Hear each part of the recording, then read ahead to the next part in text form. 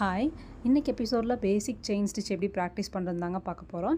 Last வீடியோலேயே வந்து நம்ம 3 லைன்ஸ் அண்ட் 3 ஃப்ளார்ஸ் வந்து ட்ரா பண்ணியிருப்போம். அது எப்படி ப்ராக்டிஸ் பண்ணுறது தான் இந்த வீடியோவில் பார்க்க போகிறோம். ஃபஸ்ட் நம்ம வந்து ஸ்கொயர் மாதிரி ட்ரா பண்ண லைன் வந்து இந்த வீடியோவில் நம்ம வந்து ப்ராக்டிஸ் பண்ண போகிறோம். எப்போவுமே நீங்கள் வந்து செயின் ஸ்டிச் ஆகட்டும், இல்லை thread work, beads work, zardozi work, இது மாதிரி நீங்கள் எது பண்ணாலும் எந்த ஒர்க் பண்ணுறதுக்கு முன்னாடி ஃபஸ்ட்டு நீங்கள் ஒரு பேக் ஸ்டிச் வந்து போட்டுக்கோங்க. இந்த வீடியோவில் ஸ்டார்டிங்கில் வந்து ஒரு பின்னாடி ஒரு ஸ்டிச் போட்டு அதுக்கப்புறம் முன்னாடி நான் மூவ் ஆகி வந்திருப்பேன். அது மாதிரி நீங்கள் ஃபஸ்ட்டு பேக்கில் ஒரு ஸ்டிச் போட்டு அதுக்கப்புறம் ஸ்டார்ட் பண்ணுங்கள். ஏன்னா நீங்கள் பின்னாடி முடிச்சு போடுறது வந்து கட் ஆயிடுச்சுனாலும் ஃபுல்லாக பிரிஞ்சிரும்.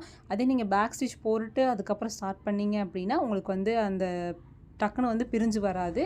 அதுக்கான சான்சஸ் வந்து ரொம்ப கம்மியாக இருக்கும். அதுக்கப்புறம் ஷார்ப் பேஜஸ் எல்லாம் வரும்போது வந்து ஒரு குட்டி லாக் ஸ்டிச் போட்டு அதுக்கப்புறம் டர்ன் பண்ணுங்கள். அப்போ தான் இந்த வீடியோவில் நான் பண்ணியிருக்க மாதிரி எட்ஜஸ் எல்லாமே வந்து பர்ஃபெக்டாக வந்து வரும். இந்த வீடியோ உங்களுக்கு யூஸ்ஃபுல்லாக இருந்துச்சுன்னா லைக் பண்ணுங்கள். தேங்க்யூ.